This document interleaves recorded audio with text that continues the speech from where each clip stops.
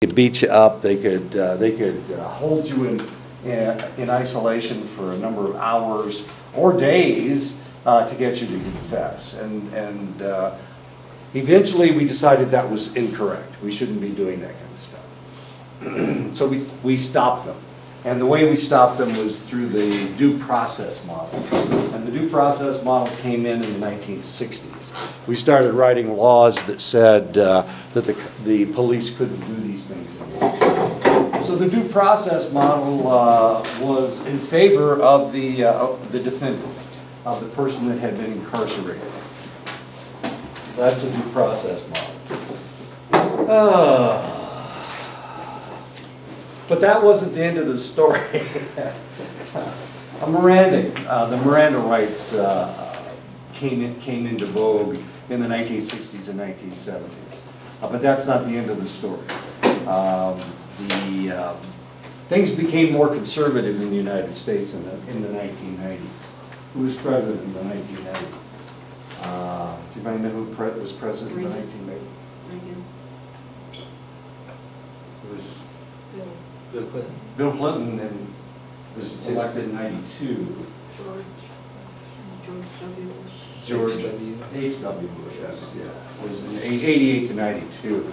And then before that, it was Ronald Reagan. There was a conservative movement in the United States. And both of those individuals were elected screaming that we needed stronger laws to protect the citizens of the United States. Who were they talking about? Well, they were talking about white people. And we're going to see that in just a second as well. Anyway, so we had the due process model, and then in the 1990s, if I can turn this thing on, there we go. That is not working. That's not right. Plug this thing in. Should be working. That's still not working. What did I do? I hit the wrong button? Oh, I turned it off. There you go. There we go. Okay. All right, then the crime control model came into favor in the 1990s. This didn't really have a whole lot to do with Bill Clinton. It had more to do with the conservative movement in the United States. It had to do with Ronald Reagan, who was relatively conservative, and George H.W. Bush, who was relatively conservative as well. So this was the move. There were a lot of things going on in the United States in the 1990s. Most of you weren't alive at that point, so you don't really remember how the NRA kind of took over politics at that point. And right now we have a huge argument going on between the NRA and Congress because the NRA has controlled politics to the extent that if you are not a gun rights advocate, then you can't be elected in a lot of different states. There's a lot of states that are relatively conservative, including this one. And you can't be elected unless you, it's not that you're getting money from the NRA, but you're getting the endorsement of the NRA. So the NRA is one direction, but at the same time, this crime control model became very popular. Where are we? California, they had the 3 strikes law that was passed in the 1990s. The 3 strikes law said that if you'd been arrested 3 times for a felony, then you had to go to prison forever, for life. 3 strikes law, as weird as that may seem. So if you like bicycles and you can't keep from stealing somebody's bicycle and you steal 3 of them and are convicted 3 different times, potentially you're going to go to jail for stealing a bicycle. Okay, for life, as stupid as that sounds. There was an individual that stole a beer, where was this, Milwaukee? And the individual grabbed a gun and shot him and killed him, shot the guy for stealing a beer. And of course the kid wasn't armed, he was just stealing a beer, but I guess that's a capital crime, so he's dead now for stealing a beer, as strange as that may seem. So the crime control model was favored in the 1990s. We're still working with this right now. If you have been listening, if you've been listening to the Democratic debates, one of the individuals that passed the crime control bill was Joe Biden. And he was working with some relatively conservative Democrats from the South. And those Democrats were segregationists. And for that reason, of course, people are just screaming that he should never have written the bill and that he should never have partnered with these individuals. Of course, that was 30 years ago. That was a really long time ago. But then again, Joe's really old. He's actually older than I am.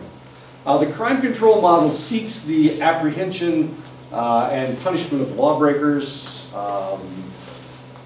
The goal is to ensure that the criminal activity is being contained or reduced. The 3 strikes life term was one of the things that came to be because of the crime control model. That was in California. California had some of the strictest laws in the United States, not now, of course. There are a number of states with a 3-strike law. Maximum penalties for select crimes. So and this is one of the reasons why so many people are incarcerated for drug crimes. Drug crimes are really kind of interesting because we talk about drug crimes as if they're all exactly the same. But the reality is you can be a user, or you can be a pusher, or you can be a supplier. And of course, when we talk about drug crimes, we're thinking of suppliers, but a lot of times the people that got caught in the web were users. And so should they go to prison for 15 years? And of course, that's the argument right now. Before we legalized marijuana in select states around the United States, there were a lot of people in jail for smoking pot, as interesting as that is. Then they decided that there was a select state that decided medical marijuana should be legal, and at that point things started changing a little bit. And we had fewer and fewer people arrested for smoking pot. 1 out of every 32 Americans is either incarcerated or on parole or on probation. I was working in Mississippi. I had students who complained that there weren't any men around. There just weren't any men around. And I said, "What are you talking about? There's lots of men around." She said, well, she was African American. She said, the class that I graduated from in high school, all the men are either dead, they're in jail, or they're on parole. She said, there's just nobody to date. And of course, an interesting statement. And she was right. I guess she was right. I don't know. I wasn't dating at the time, so I'm not exactly sure if that was true or not. The principle of equality means that all people who commit the same crime should receive the same consequences. I heard about Joshua Burgess. So this is really weird. I mean, this is one of those sensational crimes that the news people just love to talk about. He murdered his daughter. His daughter's biracial. He murdered, he didn't just strangle her, he also slit her throat. Just a god-awful crime. But nobody's talking about it. Any idea why?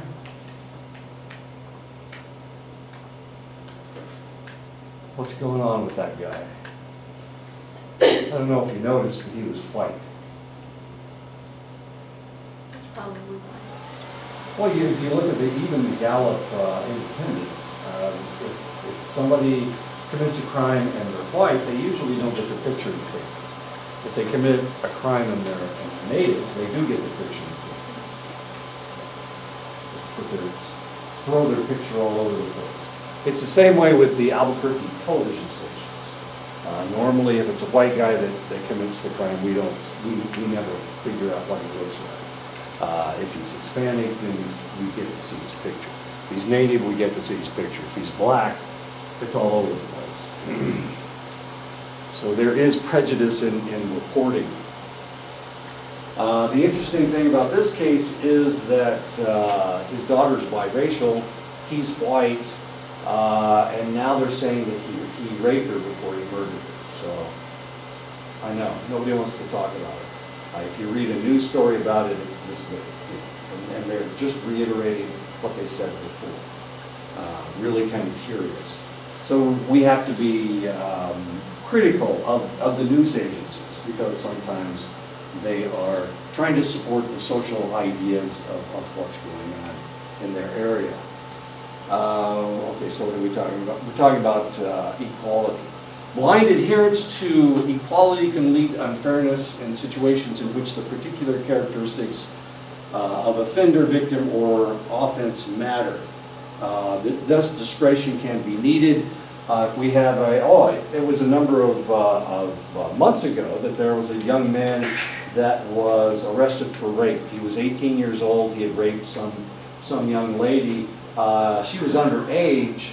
She wasn't his age. She wasn't of age. It was statutory rape. And the judge said, I'm going to put this young gentleman on probation because he has such a bright future ahead of him, since he's wealthy and he's white. Well, you didn't say wealthy. I put the wealthy and white part in, okay. But that's what he said. If he had been black, who knows what the judge would have said. The judge had incarcerated other 18-year-old black men who had raped. This is in Virginia, as bizarre as it may seem. There were cases where Kennedys, and there's a whole rack of Kennedys out there, where they got into trouble for sexual impropriety, and usually they got off. They weren't thrown in jail. There's one Kennedy that potentially raped and murdered a young lady, and the case is still being prosecuted. He was free for 12 years before anybody did anything about it. So, is there equality in the law? Is there equality in sentencing? And the answer is no, not even close. All people should be treated equally, and no one should receive special treatment by the courts simply because he or she is rich, influential, etc. Wasn't it the President of the United States that said, I could shoot somebody in the middle of Fifth Avenue and not lose any votes? That's what he said during the last election. And he's right. Things are getting a little testy for him, though. People are claiming that he has a mental illness and that maybe something should be done because his behavior is getting more and more erratic. But he gets away with things. He has gotten away with things. We have the case of Jeffrey Epstein, who for decades was trafficking young women, underage girls, because he found them more sexually enticing, I guess. But he was bringing, according to the reports, he was bringing 3 different women into his house every day and having sex with them. And these were high school girls. These were underage girls. And they called it trafficking. And he was arrested and indicted down in Florida, but he didn't have to, he only spent a short period of time in prison, and then they let him out on probation. And then, of course, they arrested him in New York State, and while he was incarcerated, he killed himself. He committed suicide. But this guy has been getting away with things for a long, long time. He owns a house he owned a house, he's gone now. He owned a house in Bermuda. And he owned an island. And he would take people down there for whatever. You know, as confusing as that is. So rich people can get away with stuff. Because, I don't know why. I guess maybe they're paying off a judge? No, that can't be. It can't be bribe. That's illegal. That now we've committed 2 crimes. So that's not, can't possibly be it. Are rich people better than poor people? I guess that's the assumption. One of the things we're going to see, that had to do with the crime control model. The crime control model had to do with, we need to protect ourselves. And who are those ourselves that needed to be protected? It was the wealthy people. If you go down to Florida, a lot of people live in gated communities. That seems a little odd. Nobody around here builds a gate around themselves, except for the president of the college. He's got a gate around his house. I know. It's a wooden fence. You could just punch right through it. But there's a gate that covers his driveway. I don't have one on my house. I guess. I don't know why they didn't. I don't get a gate. I'm important. I need to be protected. Don't I need to be protected? Evidently, he needs to be protected more. However, there have been incidents that suggest unequal treatment of citizens by the legal system, and this is known as profiling, where they decide, and this, of course, is what was happening in Arizona. It was legal for them to stop somebody and ask them for a green card. Now, theoretically, you can't do that unless you're within 60 miles of the border. If you're within 60 miles of the border, it's a federal law that says you can stop somebody and ask them for their proof of citizenship. But they were doing it in Phoenix, and of course Phoenix is more than 60 miles from the border, and of course they got in trouble for it. Or at least the Supreme Court told him to stop. And he didn't. The sheriff of Maricopa County did not stop, and the sheriff of Maricopa County was put in jail. Speaking of that, I heard he's running again. He's running again? Yep. For sheriff? Yep. Okay. Well, let's elect him another time. He's 53 years old, so he should make a good sheriff. At 153. With all those really interesting ideas. Well, thank you for that information. Does anybody live in Maricopa County? No, none of us get to vote for him or against him? Nobody? Okay. That's unfortunate. Okay, between 2004 and 2009, police officers in New York City stopped approximately 3 million people, 3 million people, just to stop them from committing crime. 52% of the people that they stopped were African American. There's a shock for you.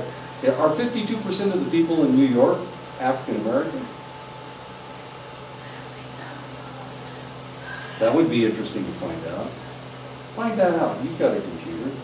What's the percentage of African Americans in New York City? In Europe? Percentage of African Americans. 30% of the people stopped were Hispanic. Most were young and poor. Who was the mayor of New York City between 2004 and 2009? I had to look it up. Right? Clinton? Clinton? Which Clinton?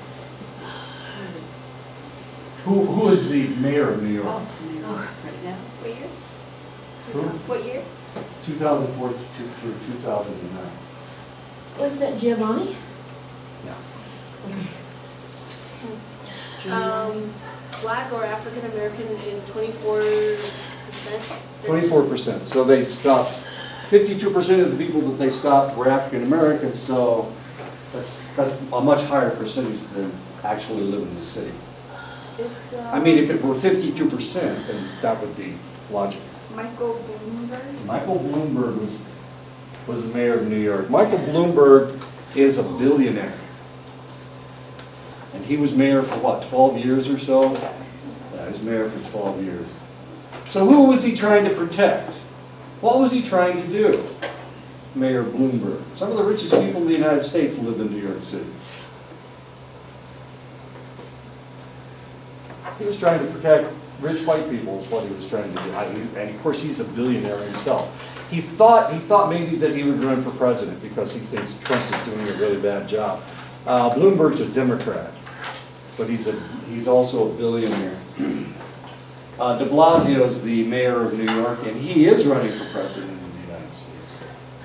As interesting as that is. Another good Italian. There you go. His wife is African American. Oh, that's a nice combination. Relevant to the issue of equality under the law, the U.S. Supreme Court has occasionally applied a principle of proportionality. The punishment should be consistently related to the magnitude of the offense. So if somebody's smoking pot and they get caught smoking pot, you don't throw them in jail for 15 years. Doesn't make any sense. Proportionality tells you that's a much more serious situation than just smoking pot, throwing them in jail for an extended length of time. Since psychosocial immaturity renders juveniles less culpable and more likely to be rehabilitated than adult offenders, the U.S. Supreme Court has overturned harsh sentences for juvenile offenders in the quest for equality. When does your brain mature? 25. In the 20s, in your middle 20s. So if you commit a crime before your 20s, before you reach 24, 25, your brain's not completely matured yet. Now the sad thing is, or the interesting thing is, we send you guys away to college. We send the traditional college student to college at 18. So by the time they get their bachelor's degree at 21 or 22, their brain is still not mature. So let's go ahead and send them to graduate school right out of college. So they go to graduate school, they graduate in 2 years. Their brains are still not mature. They're just starting to be mature. It's not until they're working on their PhD, which is a 4-year degree, that their brain actually matures. So all that knowledge that they gained between 18 and 24, all that massive knowledge, they really weren't seeing it from a mature point of view. That's just the way it works.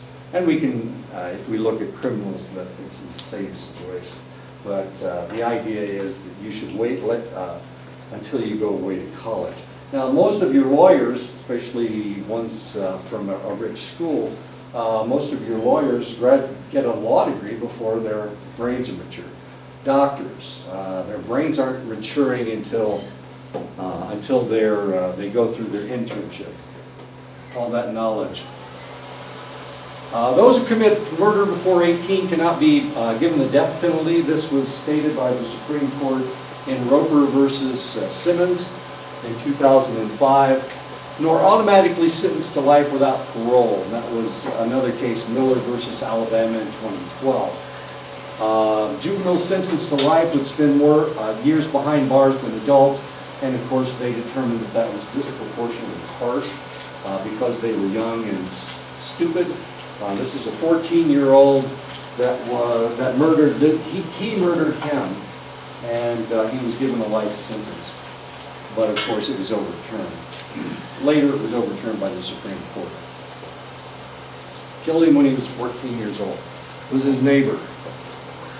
I don't know how stupid was that.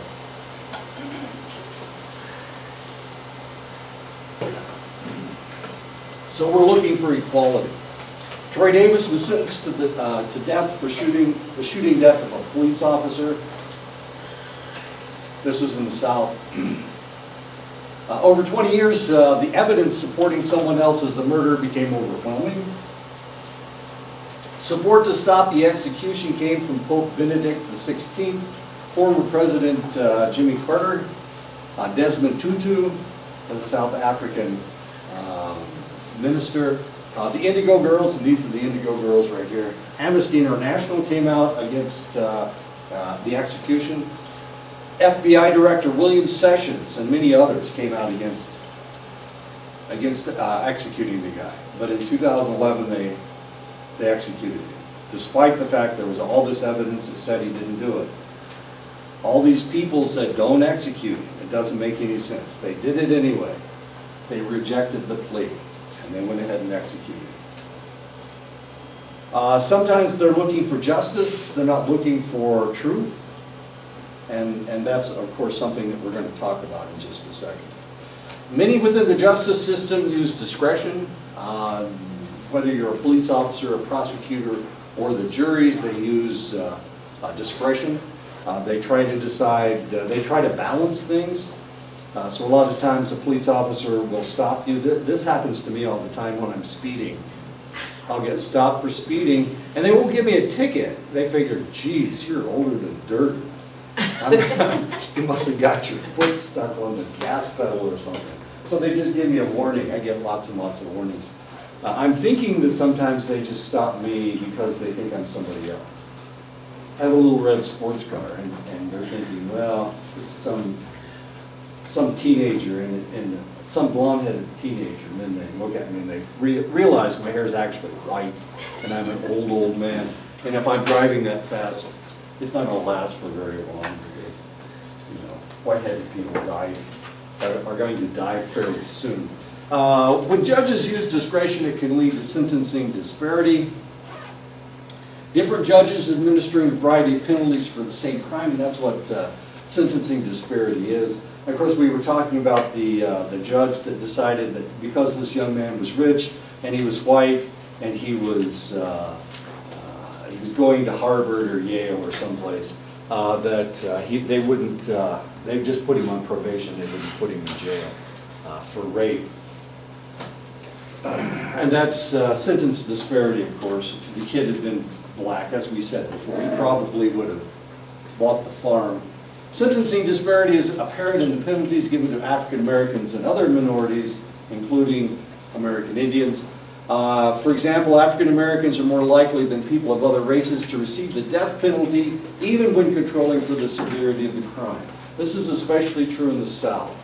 African Americans, if an African American commits a crime, if an African American murders somebody, he's much more likely to be executed for his crime. As a matter of fact, Texas just executed somebody a couple days ago. Somebody who, and I can't remember what the crime was, but it was an African American. Not that many African Americans in Texas. The majority of people in Texas are Hispanic, as interesting as that is. They're not white, they're not black, they're Hispanic. But it seems like when they punish somebody, it's always a black person. Texas executes more people than all the other states put together. Texas is number one. And most of the people that they execute are African American. As curious as that is, despite the fact there's not that many African Americans in the state. So the question that you have to ask yourself, is it due to racial bias? Is racial bias real? Yes. Are the courts colorblind? Yes. They're not colorblind. They see black people and they get the book thrown at them, and the white people get off. To counteract sentencing disparity, many states implemented determinate sentencing. The offense determines the sentence, and the judges have little discretion. So if you rob a bank, then you're going to go to jail for 20 to 25. You're not going to go to jail for less time than that. You're not going to go to jail for more time than that. So they give them a range of years that they can send this guy to jail. Judges didn't like determinate sentencing, as they said it made them feel like robots. They wanted to be the ones to decide how long the individual was going to go to jail. But then again, not all judges believe in equality. Judges live in society just like everybody else does. So judges are sometimes just as prejudiced as anybody else. Recent decisions have moved away from determinate sentencing and enabled judges to have more discretion. So we're moving back toward judges deciding how long to send somebody to jail. To jail. Because truth is often elusive, the most important priority of a trial may be justice. So what is the truth? And how do we come by the truth? Well, if somebody murdered my cousin, my idea is that no matter who that person is, they're evil. And they should be put in jail forever. They murdered my cousin. But the brother of the guy that murdered my cousin, they don't feel that way. They've known that guy forever. And I don't know if you watch television and you see these things, but often they go and they talk to somebody who's known this person for 15 years. They lived beside him for 15 years. Nicest guy in the world, wouldn't hurt a fly. And then he goes out and machine guns 15 people to death. Oh no, he's never done anything. He used to come over and watch my dogs, that kind of thing. So the way that we see things may be completely different. The guy, his neighbor, who he watched his dog, may think that this is the nicest person in the world. But of course, social situations change. This person got angry because somebody bumped into him, and now he has to machine gun 15 people to death, despite the fact that he took care of this guy's dog, or his dog was hit, and he went and he pulled him off the road, and he took care of him until the guy came through. That's what a wonderful person this guy is. He'll save a dog and kill 15 people. I just made that up. Okay, I'll give you one. Okay. A group of guys go drinking just because it's their night with the boys. Okay, they get into a big argument, there's a fight. The police are called, police go up there, they don't remove anybody, they don't take them to detox or PC, whatever it's called out there, and they leave. Okay. The next morning, one of the men has been stripped down to a certain level, mostly their underwear, and they were found dead outside in 15 below temperatures. So one guy's dead. Yeah, one guy's dead. Naked and dead. Just about. Okay. Yeah. All they did was throw his coat on top of him. Okay. The police officer said, the investigating detective said, just a bunch of drunks fighting. Okay. So they called the FBI and said, no reason to investigate, Okay. because a family member called the FBI and felt that it was important to investigate. Sure. Nothing was ever done. Okay. Nothing. Well, who's going to investigate? Well, the local police should have investigated it, Right. as well as the FBI, because it was on reservation land. Right. Now, what is the next step? So we have How do you help this family heal? we have two ways of looking at this. The family that lost the individual is seeing it as murder, Of course. and the other people, the people of the individuals who were drinking and were at the party, they see it as, well, he just walked outside, took off his clothes, went outside and died. So they don't see it as murder at all. And this is what we call, so we're gonna have to make a decision as to whether the person was murdered or whether the person just died of exposure. In which case, that's justice. There's no truth in this, because we have all of these different arguments. And if you're a member of the family of the guy that died, then you think that it was murder, and you see it one way, but the other side's going to see it the other way. Well, the blow to the forehead at the bridge of the nose, But they were fighting before. well, that was the last blow that he did not survive. Or he had been knocked out once, is what the story was told. Right.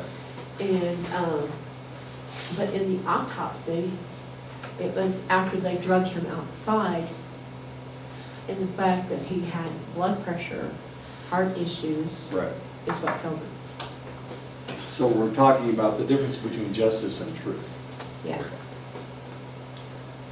And that's what the law has decided in that case. Because lawyers believe the purpose of a hearing or a trial is to win disputes, they present arguments supporting their client's perspective and back up their arguments with the best available evidence. It's the rule. This is what a lawyer has to do. A lawyer has to defend their client, no matter whether the client's guilty or not. And they have to defend them as best they can. A lawyer cannot decide whether somebody's guilty or not. That's for a jury or a judge to decide. So a lawyer has to defend their client, no matter what. And usually a lawyer doesn't want to hear any incriminating evidence about their client. Because if they do, then they still have to defend them. And whatever they are told, they can't disclose that information. So that's the job of a lawyer, is to defend their client no matter what. So we've got two sides in every case. We have two ways of looking at least two ways of looking at it. We're dealing with a jury of 12 individuals. Then we have 12 other different ways of looking at the evidence. So that's why we're talking about justice. If you've got a good lawyer, then potentially, even if you're guilty, you'll get off. If you've got not a very good lawyer, then you'll be prosecuted, even if you're innocent. And that's, of course, what happened to Troy Davis. So we're talking about justice here. We're not talking about truth. We're not talking about equality. We're not talking about anything except justice. The law has to be followed. And that's one of the problems with the law. We're not really looking for truth. We're looking for the decision of the court. And whatever the court decides is what's going on. That's why Troy Davis was executed. Troy Davis was executed because he was found guilty. Not because he did it, but because he was found guilty. And the justice system wouldn't change that decision in his case. So we are talking about justice here, and we are talking about the law. So it's the job of psychologists to try to make truth more important in justice. It's the job of lawyers to try to obfuscate and try to throw as many veils up as they possibly can so that their client will get off. That's their job, as strange as it may seem. So when we're talking about lawyers, are we talking about them being ethical? No. Well, aren't we? Aren't they just as ethical as anybody else?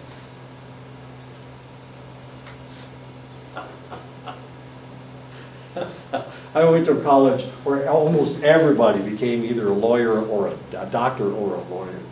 I know. And I went into the military. Most of them were able to get were able to dodge the draft. I don't know how. Yes, I do. I know exactly how they did it. Anyway, so isn't that ethical? Your job is to defend your client. That's your ethics. Your job isn't to make sure that justice, well, it is. It's to make sure that justice is served. But justice doesn't mean truth. Justice means the decision of the court, in essence. Let's say that you own a grocery store and you get a shipment of lemons. I'm out of lemons, so I'm thinking about lemons.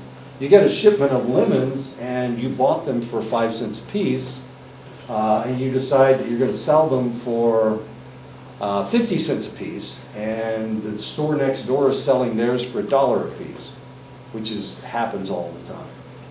So you raise your price to $1 a piece. You're making 95-cent profit off of a 5-cent lemon. Is that ethical?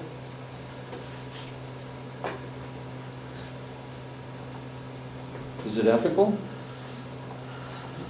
Is 95 cents Depends on the ethical? location.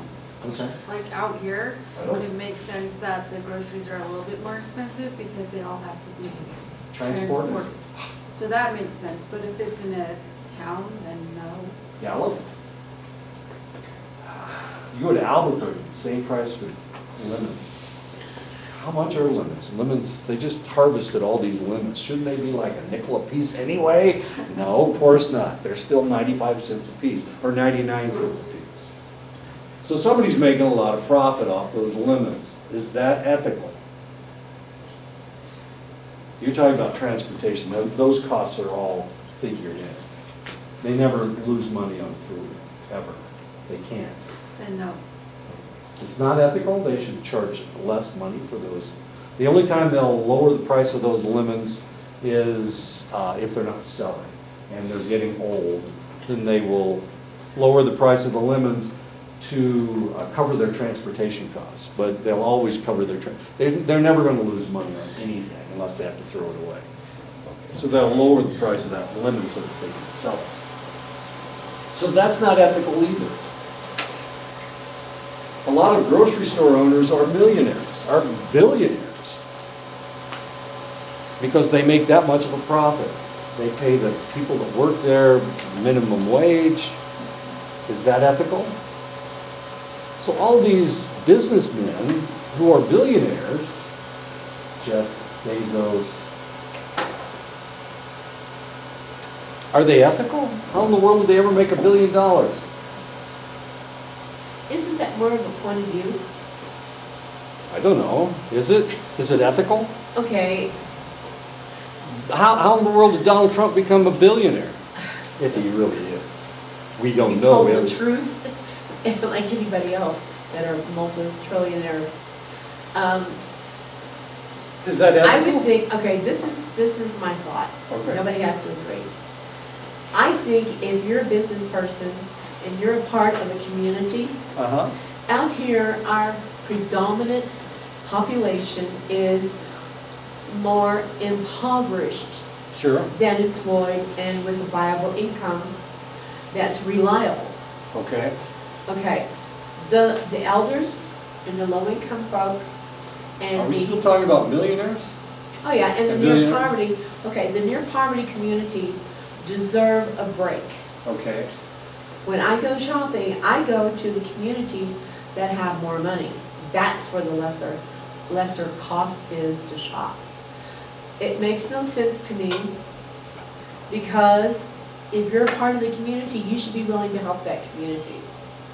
You Okay. should be able to bring in products and give them at a lesser price than Walmart, and I'm finding a lot of places to shop other than Walmart, with better quality products, and I'm a non-GM, I'm definitely an anti-GMO person. That's why I don't shop too much at Bashas'. So, and they're expensive. They're more expensive than Albertsons, they're more expensive than Safeway. Sure. Okay, some so of you're the talking gourmet about stores. Bosch's, are they part of this community? Well, they're in the surrounding communities, yes. But yes, Do you there's think stores on the the people that outside. own Bosch's feel like they're They part don't of give this? a rat's patoot, Right. but they should, because they're so rich and they have so much money, even though they're not a office here, Right. it's not their home base, Sure. they're still part of the community. How many stores do they own? I looked this up. I have no idea. I I know didn't they're have all no over idea. Arizona, and it's These the guys- only state they're in, thank God. These guys are Lebanese But immigrants. to me, They that's came in. greed. They That own- is greed. They own 120 stores. Oh, is that all? Well, my goodness. Yeah. They're not poor. Right, but how But I many, think they should share how many of those stores are on the reservation? How many Bosch's stores do we have? just On the about rest. any major community here. Fine. I haven't seen Can't, that I think Pinion. there's two. Is- one. Oh, no. There's one Crown here and in Point, Pinion? there's Crown Point, Windy Rock, Here, Pinion, Chuba. Oh, I'm talking about Arizona. Oh, Windy Rock is Chile, City Market. five. And, yeah, 5. Okay. There's a lot of, there's Yeah. quite a few. But they own 120 stores. Yeah, Most of them are in Phoenix and Tucson. exactly. So are they a member of the community? If Safeway came in here, would they be a member of the community? It's owned by a conglomerate in California. Would they be part of the community? Would they consider themselves part of a community? No, hell no. Maybe, well, I see them as a part of the community because they're selling their products here. They Right, don't get up and leave every weekend and they're not Right. here only on Fridays. right. But when Like they a make lot their of sellers. rules about selling things, they make rules about selling things in 120 different stores, not the 2, or not the 5 on the reservation. Well, when you're, okay, this, like I said, this is my point of view. I think a business like a grocery store Sure. should be aware of the income base and price accordingly. But, you know, Not the way it works. I know it's not the way it works, And unfortunately. it doesn't work that way anywhere. But it's I an mean, idealistic way. Walmart's not gonna lower the prices in Gallup because the people in Gallup don't have very much Au money. contraire, they're raising their prices. Right, but they're the same prices all over the United But it's States. the same price, time. Oh, Sure. not. Yeah. not in Page. I don't know. And they have more I don't know, the products. prices in Iowa are the same as the prices in Gallup. Oh, well, Idaho's almost as bad as Gallup, but not quite. Anyway, so we're talking about ethics here, and when we're talking about business people, are they ethical either? Do ethics have anything to do with truth? Do they have anything to do with justice? And a lot of times, unfortunately, they don't. So the only ethical people that we theoretically have are our judges. And of course, our judges were appointed by whoever, or they were elected. When both sides believe that they have the chance to be heard, participants are more likely to feel that they have been treated fairly by the system, and the system is more likely to be considered effective. This is an important part of a theory known as procedural justice. Procedural justice says you get to talk, then this person gets to talk, then we get to argue about this, and then we make our decision. And that's known as procedural justice. Everybody gets to be heard. And as long as everybody gets to be heard, then people feel like the system is even. Plea bargaining focuses on resolving conflicts rather than determining truth. The reality is when somebody gets arrested, the probability that they will go to court is not very high. 90 to 95% of all cases are plea bargaining, which means that the individual will plead guilty to a lesser charge. And this kind of thing happens all the time. So somebody rapes somebody and they go to court. How much can we prove that they actually raped somebody? The answer may be no, we can't prove that, but we do know that they had sex with that select individual. So we'll charge them with sexual assault. If we charge them with sexual assault, that's a lesser crime.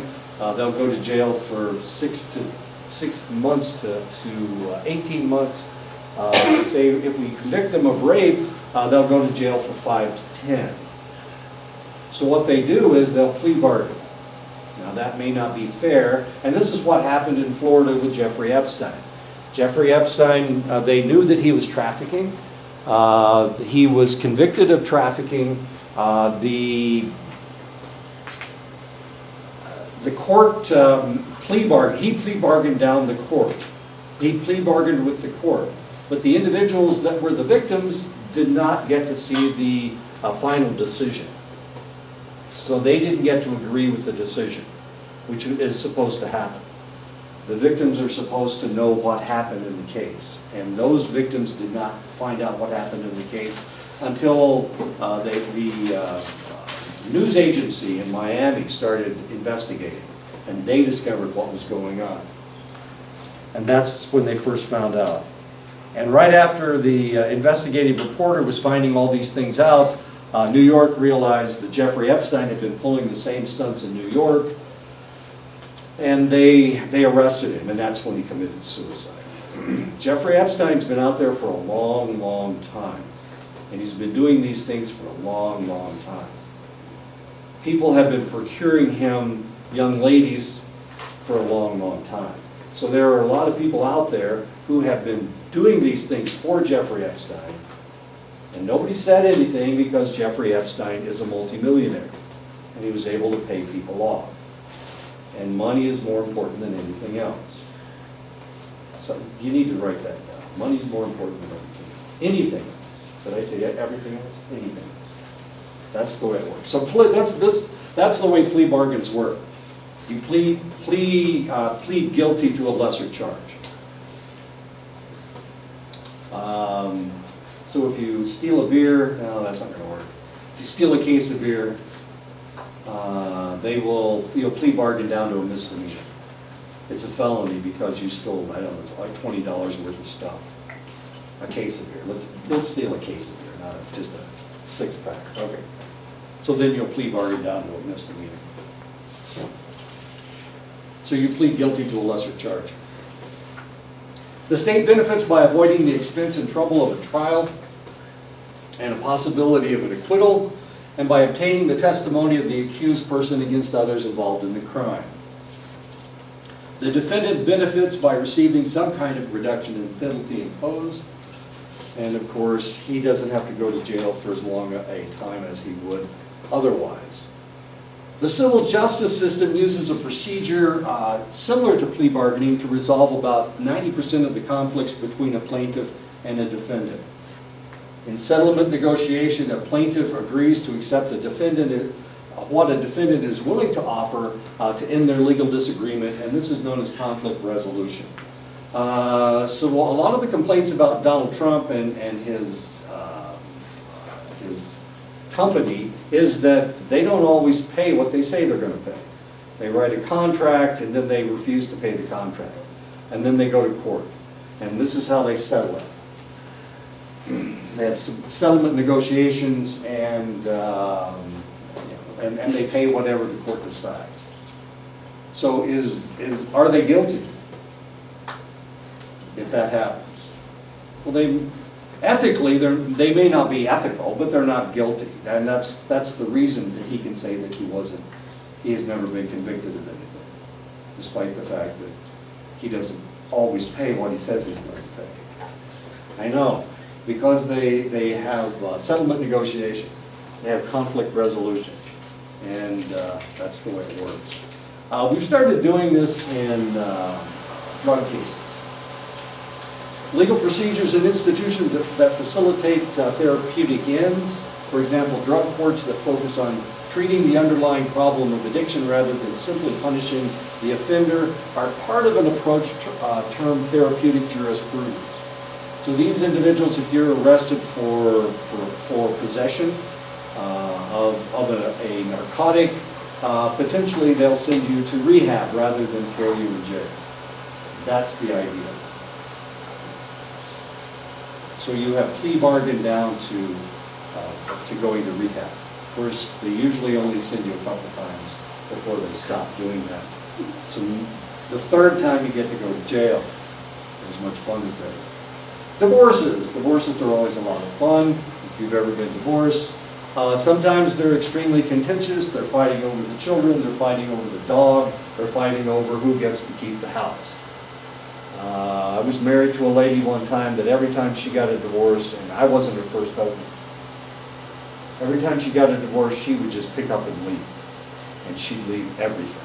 She'd leave her first husband, she bought the trailer, she put a washing machine and a dryer in. This is really, washing machines and dryers are really important to military people because they get dirty a lot and they need to wash their clothes. So washers and dryers are really important. Anyway, the one thing that she complained to me about was the fact that it wasn't the trailer, it wasn't the acre of land that she left to this guy, it wasn't the car that she left, it was the washer and dryer, which was a really nice washer and dryer. Anyway, every time she left somebody, she left them everything. And all she did was take her clothes, and sometimes she didn't even take her clothes, as weird as that may seem. Many divorcing couples choose to work together to determine child custody programs and divisions of family assets. And of course, my daughter went through this a couple of years ago. One summer, she decided to move out of Florida, but she couldn't because her significant other, who had never been her husband, decided that he wanted her to stay in Florida. Now they had never come in contact with the courts before. So it seems like they should have been able to leave. Because the court had never been involved. So the child was not awarded the state. As soon as one of these cases comes up, the child becomes awarded the state, and the state gets to decide what's going to happen with the child. So he sued my daughter and told her that she couldn't leave. And he was wealthy, and anyway. So we went to court so that my daughter could leave. She was a teacher. Teachers in Florida make they make like $40,000 a year. And she was going to move to Iowa and make $60,000 a year, which seems to make sense, doesn't it? She was living in a really not a very nice place down in Florida. She was going to move into a nice place in Iowa. It was you know, seemed like a slam dunk to me. I didn't understand why the courts got involved. But they had to go to court, and he kept dragging this thing out, She filed the petition in June, and they didn't hear the case until August. And of course, when does school start? August, yeah, okay. So his plan was, she had this wonderful job in Iowa. His plan was to drag the thing out until she couldn't start, because they couldn't move the child from Florida to Iowa until the courts approved it. I know, it gets really interesting. So my wife went down to take care of the kid. My daughter flew back up to Iowa to start her job, and then she went down for the court case, and of course she won the case and moved the kid back, but it was touch and go. And by that time I was already here. I was already working. I was already working. So it cost us like $30,000 to, I know, so whose fault was it? I know, and it came out of my pocket, damn it. Of course, your daddy. My dad. So I paid the $30,000. But that was the year, that was the semester that Chris Jones quit the day before class started. And I got all of his classes. So I'm teaching this god-awful overload. And so the next year, when all these bills came due, I had a $30,000 bonus check. So I know, for teaching all of Chris Jones's classes. So it kind of bailed my blood out of the sling. Anyway, so Chris Jones quit so that my daughter could move her child back to Exactly, that's how it's planned. I'm You sure just didn't know it. everything works out for the best. It didn't have to, it could have worked out differently. Anyway, so the kid's up in Iowa. The problem is that he has to go down and visit his dad from time to time. And that family thinks that Florida is the most wonderful place in the world and everybody should want to live there. So they keep showing him, they keep telling him that it's dangerous to be out in the country. You know, cornfields are dangerous. They showed him a movie where somebody broke into a farmhouse in Iowa and murdered all the people. Why would they do that? He's only 7 years old. Anyway, I'm about to go They're down there. causing trauma. Well, they're traumatizing the kid, and I don't think that's right. I have two friends down there, and they can't wait to move out of Florida. It's expensive and it's crowded. It's like living in, I don't know, Phoenix. And if your light switch on the wall goes out, you have to call an electrician Sure. to change it. You're not allowed to without a big fat fine. And she has a water well, and she has to call a licensed person to come out. She has and a check water it. well in Florida? Yeah, she lives in, You understand Florida's a swamp. yeah, I know. She lives in, not too far from, You know what she's drinking, don't you? Palm. Yeah, she's drinking bottled water with the rest of She's it. drinking swamp water. That's what she's drinking. Oh, no, she She's can't taking wait to get out of shower. there. She's taking showers in swamp water. Her daughter was in the Navy. They do, in case of an emergency, like the hurricanes and stuff, they store bottled water just for showers. And her daughter can wash her hair, do all of the girly stuff, and clean herself, just like she walked out of the shower, in one large bottle of water. Oh yeah, we learned to do that in the military. And I was just totally amazed when she told me about it. Well, some people can do it. I'm not really very good at it. 12-ounce bottle of water, yeah, you can do everything you need to do. Law relies on precedents, psychology relies on scientific methods. So we do things scientifically in psychology, but the law does things based on what decisions have been made in the past. Psychology is generally committed to the idea that there is an objective world of experience that can be understood by adherence to the rules of science. And that's why we do all that research. That's one of the reasons why I want you to do article critiques in here, so that you can see how psychology and law mesh. Psychology is always looking for truth. We're always looking for, and we're trying to be ethical.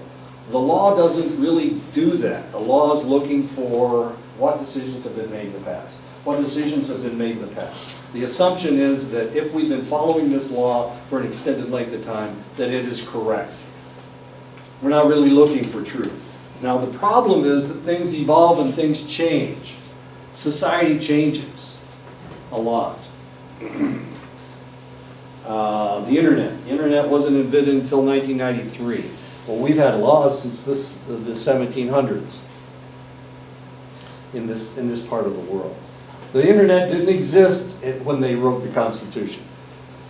Automatic weapons, guns that shot more than one shot didn't exist when they wrote the Constitution and made the amendments. So the Second Amendment, which says that you have the right to keep and bear arms, they're not really, that law isn't talking about an AR-15 with a 100-round magazine.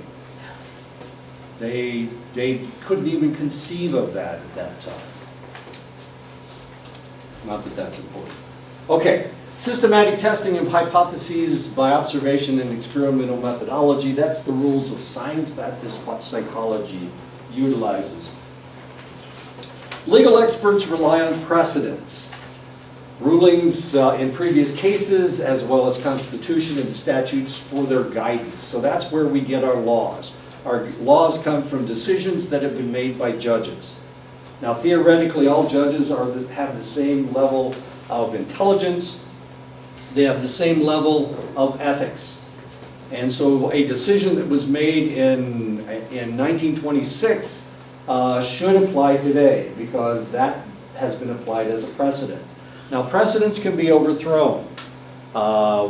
Back when the United States allowed slavery, there were several decisions that were made that became precedent.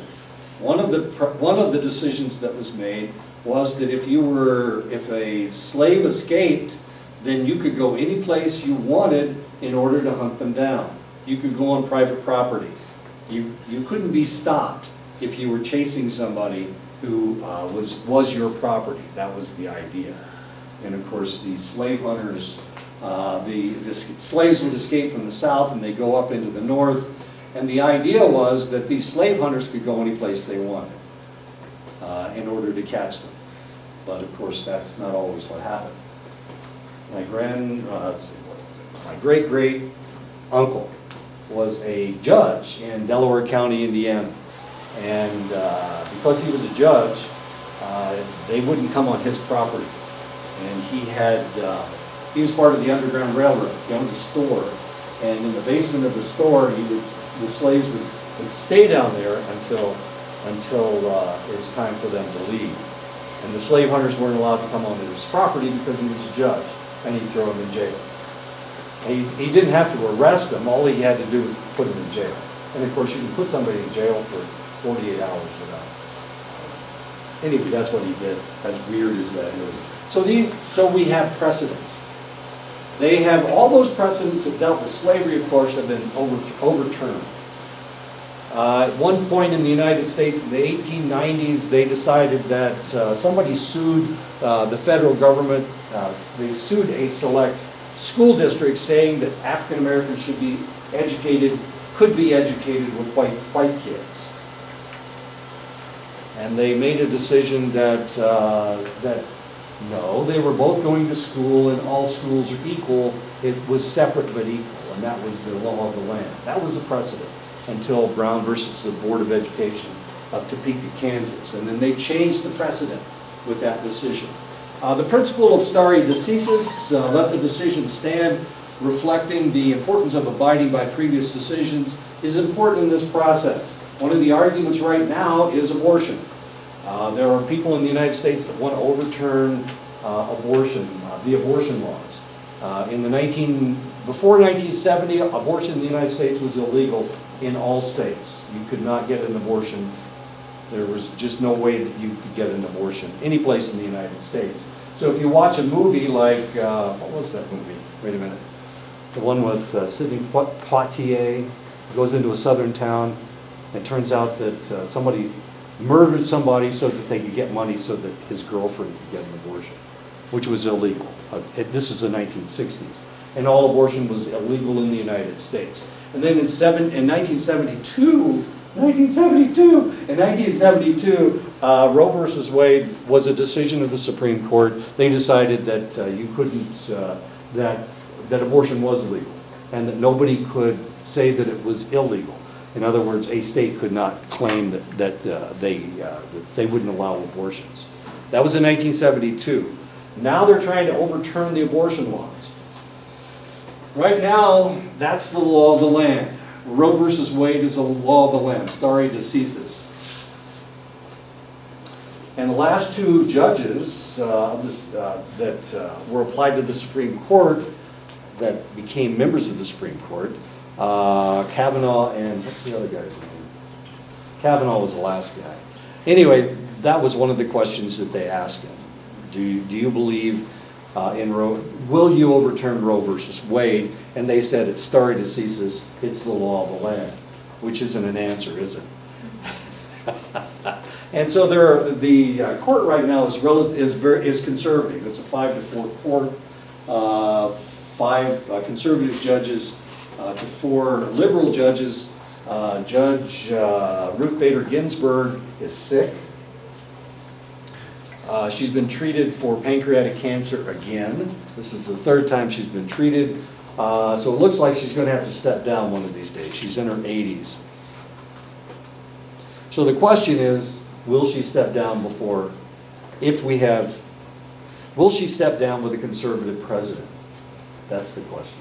I know this is huge. This is massive, because if she steps down and they appoint a conservative judge, then that's 6-3, and potentially Roe versus Wade can be overturned, as weird as that is.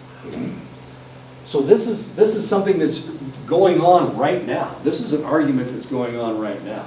One of the reasons Trump seems to be kind of a really strange president, but the conservatives love him, and the reason they love him is because it looks like he's going to be able to appoint another conservative judge.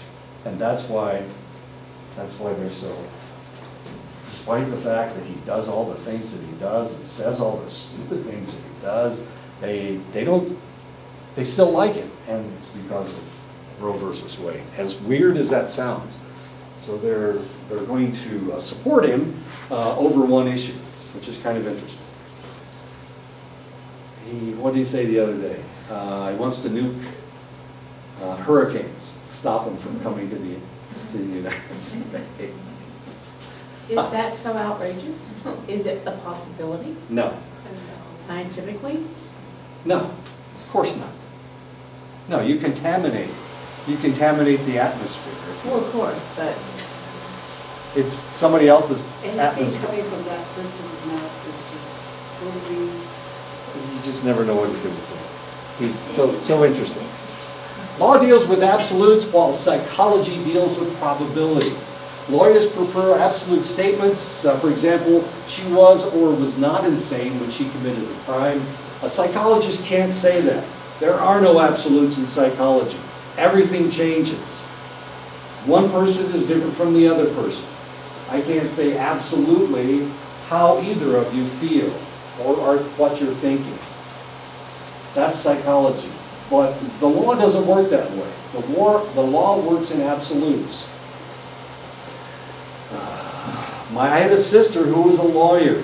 Here I am, I'm a psychologist. My sister was a lawyer. We used to argue all the time. And she wanted me to say something definite about psychology. Well, there is nothing definite about psychology. There are no absolutes in psychology. Psychologists prefer to think in terms of probabilities.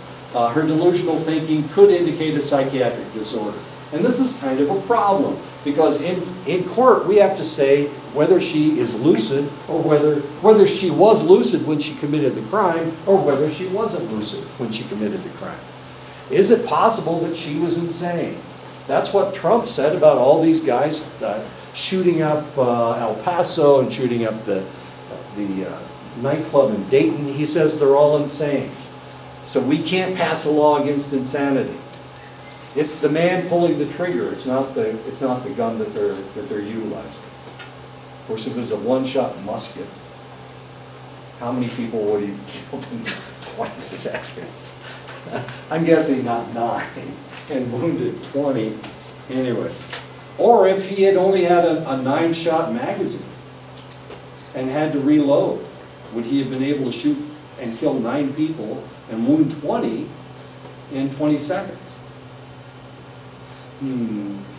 Or if it had been a pistol and not a military rifle, would he have been able to do that much damage to people? That's something that we have to ask ourselves, I guess. Law supports contrasting views of reality. Psychology seeks one refined view of reality. The law has, anytime you go to court, there are 2 different views coming in, and potentially you've got a third with the judge, and if you've got a 12-man jury, that's 12 more views of reality. You've got the prosecuting attorney whose client is always innocent. You've got the defending attorney whose client is always innocent. You've got the prosecuting attorney who sees things as differently. He sees that individual as guilty. So there are 2 views of reality right there. The judge, of course, can't make a decision until he hears from both lawyers. So that's a third view of reality. Psychology doesn't work that way. We're looking for rules. We're looking for reality. We're trying to deal with reality as if it's the same for everybody. And this is one of the reasons why we have this huge argument about whether That's 5 minutes slow. Fox News, It's 10:18. okay, whether Fox News is reality or whether it's fake news, or whether MSNBC and CNN, if that's real news. What is reality? Is it the view of Fox News, or is it the view of CNN?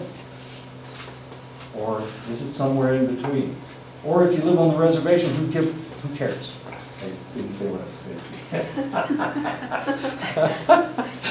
saying. Because your reality is completely different. Okay, why don't we stop right here? We'll pick this up next time, and I'll